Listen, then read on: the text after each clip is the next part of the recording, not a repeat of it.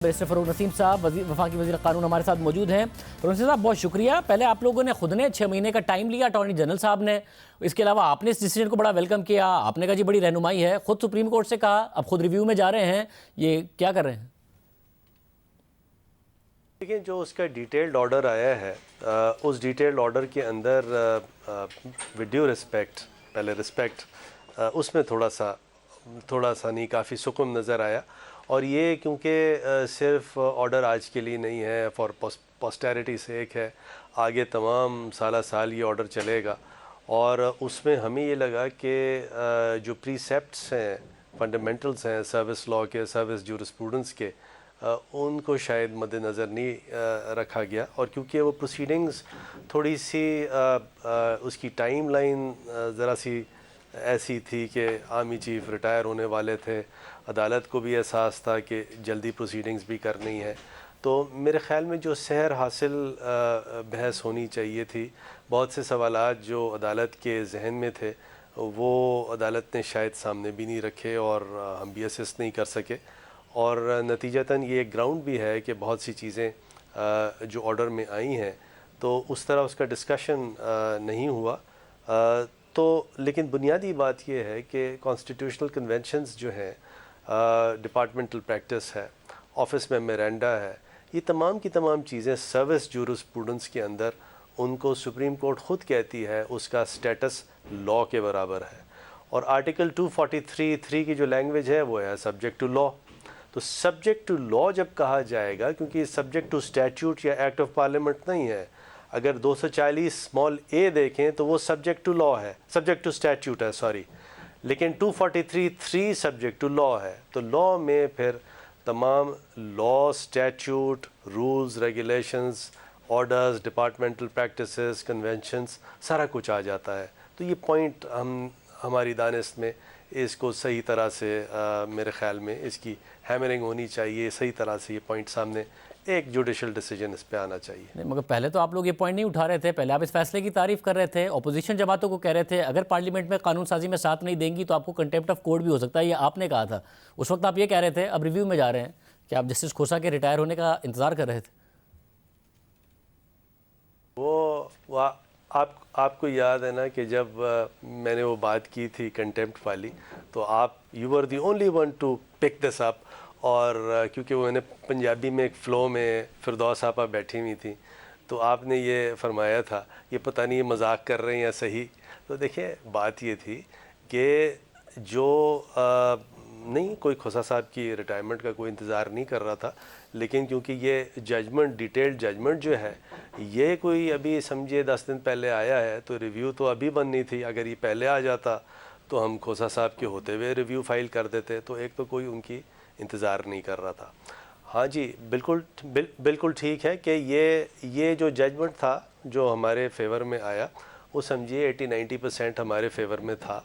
लेकिन अगर जो 10% हम ये समझ रहे हैं कि इसके अंदर कुछ सुकुम है वो दूर होना चाहिए, तो रिव्यू में हमारा एक राइट है, वो हम अदालत के सामने लेके जाएंगे और अदालत से इस्तदा करेंगे।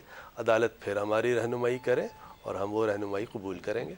मगर ये सुकुम की वजह से है या आपको लग रहा था पार्लियामेंट में इस मामले को आप करा नहीं पाएंगे, तकरीरें होंगी, मसला होगा, इसलिए रिव्यू में जा रहे हैं और इन कैमरा का मुतालबा कर रहे हैं? नहीं, मेरे ख्याल में पार्लियामेंट में तो जो मैंने फील ली है, मेरा नहीं ख्याल कि कोई भी पॉलिटिकल पार्टी, अपोजिशन वाले भी हमारे भाई हैं, बहनें हैं, कोई ऐसा नहीं है कि पाकिस्तान के इंटरेस्ट के ख़िलाफ़ कोई बात करेगा। और मुझे बड़ा भरोसा है अपनी अपोजिशन पे कि कम से कम इस मामले में और दूसरे मामलात में भी वो जो सही चीज़ होगी वो हुकूमत का साथ देंगी। लेकिन जो डिटेल्ड ऑर्डर आया है, जो हम एक्सपेक्ट कर रहे थे, अगर वो डिटेल्ड ऑर्डर उस पैराए में आता तो शायद हम ये एडवाइस करते कि रिव्यू की ज़रूरत नहीं है। लेकिन जो डिटेल्ड ऑर्डर जिस पैराए में आया है, तो ये थोड़ा सा सुकुम इसमें से निकालना ज़रूरी है, क्योंकि सुप्रीम कोर्ट ख़ुद कह चुकी है कि अगर कोई ऑर्डर ऐसा है जिसके अंदर कोई सुकुम हो, अब जैसे आर्टिकल 241 है कॉन्स्टिट्यूशन का, तो उसके बारे में तो इस जजमेंट में कोई ज़िक्र भी नहीं है। ये भी इस जजमेंट में नहीं कहा गया कि लॉ और स्टैट्यूट में क्या फ़र्क है, क्या लॉ में कन्वेंशंस और डिपार्टमेंटल कन्वेंशंस भी आ जाते हैं और नहीं आते तो क्यों नहीं आते। तो ये चूँकि विद ड्यू रिस्पेक्ट, और उसका ऑथर मैं बड़ी रिस्पेक्ट करता हूँ, जस्टिस मंसूर अली शाह एक अच्छे आदमी हैं, बड़े दिल के आदमी हैं, उनका कोई ईगो नहीं है, कोई बात उनसे तौर तरीके की जाएगी तो ज़रूर उसको कंसिडर करेंगे।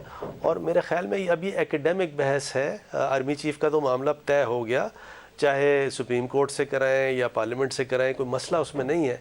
लेकिन कानूनी सुकुम जो हम समझते हैं, या तो सुप्रीम कोर्ट हमारी सही निशानदही कर दे, कह दे नहीं जी ऐसे ऐसे सुकुम नहीं है, उसकी इंटरप्रिटेशन ऐसी, तो बात ख़त्म हो जाती है। मगर इस हुकूमत पर तनकीद होती है कि खुद ऐसी बातें करते हैं, फिर सवाल उठते हैं तो दूसरों पर इल्ज़ाम लगा देते हैं। अब इसमें भी आपने सिर्फ आईनी और कानूनी बातें नहीं की, आपने और ऐसी बातें कर दी, अदालत सवाल करेगी, हेडलाइंस बनेगी, फिर आप मीडिया से शिकायत कर रहे होंगे। इसमें आपने कहा कि जी जनरल बाजवा की मुद्दत मुलाजमत में तोसी के लिए जल्द से जुलूस निकाले गए, मुल्क में सेमिनार्स हुए कि उन्हें एक्सटेंशन मिलनी चाहिए, उनकी रीअपॉइंटमेंट होनी चाहिए। खुद आपकी जो इत्तेहादी तहरीक इंसाफ, पीपल्स पार्टी, नून लीग, ये बड़ी जमातें हैं, इन्होंने कौन से ऐसे जलसे जुलूस किए या फिर ऐसे प्रोसेशंस हुए हैं या फिर ऐसे सेमिनार हुए हैं जिसमें ये बात की गई? जब अदालत आप पूछेगी क्या क्या सबूत देंगे इसका? वो आपने नहीं देखे, आपने, मुझे थोड़ा सा हैरत हो रही है, आप सवाल कर रहे हैं, आप माशाल्लाह इन्वेस्टिगेटिव जर्नलिस्ट हैं, मैं आपको चलिए उसकी कॉपीज़ और तमाम प्रोसेशंस की कहाँ कहाँ क्या चीज़ हुआ है जनरल बाजवा के लिए। लेकिन देखिए ये इजाफी पॉइंट है, असल पॉइंट तो लीगल पॉइंट है, जो लीगल सुकुम है जो हम समझते हैं उसको डिटर्मिन कर रहे हैं सुप्रीम कोर्ट ने कि क्या हम सही सोच रहे हैं या गलत सोच रहे हैं, और उसका सही तदारुक क्या होना चाहिए। क्योंकि देखिए ये for all times to come इस जजमेंट में रहना है। अच्छा, बिल्कुल मुझे फुटेज भेजिएगा। अगर आपकी अपनी जमात एमक्यूएम ने भी किया है कि उन्होंने जनरल मुशर्रफ के लिए तो क्या है, तो वो भी मुझे भेजिएगा, मैं वो भी चला दूंगा। मगर साथ में, क्योंकि आपने कहा लीगल पॉइंट अहम है, मैं इसलिए जानना चाह रहा हूँ ये एडिशनल पॉइंट आपने दिया जिस पर अदालत आपसे सवाल करेगी कि एस्टैब्लिश करें। आपने कहा कि मुल्क दुश्मन बड़े खुश हो रहे थे जब ये पूरी की पूरी उनकी तोसी का मसला पैदा हुआ। कैसे एस्टैब्लिश करेंगे अदालत में कि मुल्क दुश्मन खुश हो रहे थे? काश आप अब जब इंटरव्यू मुझसे का कह रहे थे मुझे कह देते, वो सारे मेरे पास उसकी चीज़ें भी पड़ी हुई हैं। जिस तरह इंडियन मीडिया ने शादियाने बजाए हैं कि शायद जनरल बाजवा की अब एक्सटेंशन नहीं होगी, आपकी नज़र से अगर नहीं गुज़रा तो मुझे ताज्जुब है, लेकिन इससे ये तो बड़ी कॉमन बात है और सब ने इसको देखा है। नहीं, मेरी नज़र से गुजरा है और मैंने देखा है, मगर आपकी हुकूमत की बहुत ज़्यादा ऑब्सेशन है इंडियन मीडिया से। अब इंडिया में जो एहतजाज हो रहा है, पाकिस्तानी मीडिया उसको दिखा रहा है, तो नरेंद्र मोदी को ये कहना चाहिए कि देखें पाकिस्तानी मीडिया कितना खुश हो रहा है, इसलिए एहतजाज नहीं होने चाहिए, उन्हें अदालत में जाके इस्तदा करनी चाहिए, एहतजाज बंद कराएं। उनका मीडिया उनका दिखाता है, हमारा मीडिया हमारा दिखाता है। आपको पता है कि जो अफजल गुरु का जो जजमेंट है इंडियन सुप्रीम कोर्ट ने दिया है, वो है AIR 2005 सुप्रीम कोर्ट। उसके अंदर इंडियन सुप्रीम कोर्ट ने कहा कि अगर हम अफजल गुरु को फांसी नहीं देंगे तो हमारे दुश्मन बड़े खुश हो जाएंगे और इंडिया के लोग बड़े नाराज़ हो जाएंगे, तो लिहाजा हम उनको फांसी दे देते हैं। इसको उन्होंने कहा डॉक्ट्रिन ऑफ कॉन्स्टिट्यूशनल कॉन्शियंस। अच्छा, हमारे यहाँ मैं नहीं कह रहा कि इस किस्म का कोई ऐसी चीज़ मुरव्विज हो, लेकिन डॉक्ट्रिन ऑफ कॉन्स्टिट्यूशनल कॉन्शियंस तो होना चाहिए कि ये स्टेट और सोसाइटी उसके एस्पिरेशंस क्या हैं। तो स्टेट और सोसाइटी की एस्पिरेशंस अगर कोर्टें डिटर्मिन नहीं करती, कहीं अगर कोई ऐसा ग्रे एरिया है, तो फिर कॉन्स्टिट्यूशनल कॉन्शियंस का जो डॉक्ट्रिन है उसको कैसे मुरव्विज किया जाएगा। अगर कोई ऐसा डॉक्ट्रिन है तो इस पर भी बहस होनी है। तो आपके ख्याल में भारतीय अदालत का अफजल गुरु वाला फैसला दुरुस्त था? नहीं, मैंने तो नहीं कहा कि वो फैसला दुरुस्त है, मैंने तो सिर्फ ये कहा कि एक डॉक्ट्रिन ऑफ कॉन्स्टिट्यूशनल कॉन्शियंस है, वो डॉक्ट्रिन ऑफ कॉन्स्टिट्यूशनल कॉन्शियंस की बहस होनी है। इसकी गाइडलाइंस जो है पाकिस्तान सुप्रीम कोर्ट ने तय करने हैं और वंस एंड फॉर ऑल ये भी डिसाइड करना है कि उसके पैरामीटर्स क्या होने चाहिए। सब एक और मसला है, आपने पब्लिकली कहा था, मेंटल कैपेसिटी पर सवालात उठाए थे, जनरल मुशर्रफ का केस जो वकार सेठ ने, जस्टिस वकार सेठ ने लिखा। फैसल वाडा साहब कह रहे हैं कि फैसला हो गया कि आप लोग नहीं जा रहे सुप्रीम जुडिशल काउंसिल। आप लोगों ने तो पब्लिकली ऐलान किया था, क्या नहीं जा रहे, जज्बात में ऐलान कर दिया था? देखिए, वाडा साहब एक बड़े ज़बरदस्त आदमी हैं, और स्पेशली वो जैकेट वैकेट पहन के आते हैं तो और ख़ूबसूरत लगते हैं। वाडा साहब ने जितनी बातें की हैं वो आप उनसे पूछें। जहाँ तक कि हमारा ताल्लुक़ है, ये है the Supreme Judicial Council procedure of inquiry 2005। ये 2005 का प्रोसीजर था जो सेट किया गया। इससे पहले ये होता था कि अगर कोई जज साहब जो हैं ان کی مس کانڈکٹ جو تھی انکمپٹنس گراؤنڈ نہیں تھی، لیکن اس میں یہ مس کانڈکٹ کی ڈیفینیشن ہے، یہ رول ایل ہے اور اس کا سب رول 3 ہے جو یہ کہتا ہے misconduct includes if he is found to be inefficient or he has ceased to be inefficient. تو inefficiency کیسے پتہ لگے گی؟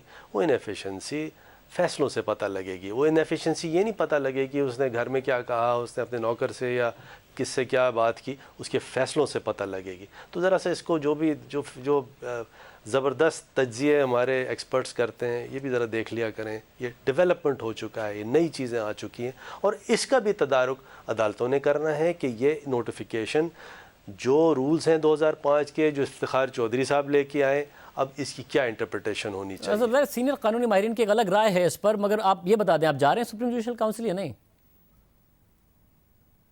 سپریم جوڈیشل کاؤنسل نہ جانے کی تو ابھی تک کوئی مجھے انسٹرکشنز نہیں ملی ہیں. اس پہ کام ہو رہا ہے، اس پہ مطلب جو دیکھیے اب یہ اس کی ایک ٹائم لمٹ تھی جنرل باجوہ والی ریویو کی، وہ اس پہ سارا فوکس تھا. اب جو پرائیورٹیز ہیں ہمارے پاس کام بہت زیادہ ہے پرائیورٹیز. اور بائی دا وے ایک آپ کے ریکارڈ کے لیے جنرل باجوہ کی جتنی بھی ایکسٹینشنز تھیں نا اس کی سمریز منسٹری آف لاء نے نہیں بنائی، نہ اس کا کام ہے. وہ شیخ رشید نے صحیح کہا منسٹری آف لاء کا کام نہیں ہے. تو بہرحال اللہ کی ذات سب کو اچھا رکھے. بہت شکریہ فاروق نسیم صاحب ہمارے ساتھ موجود.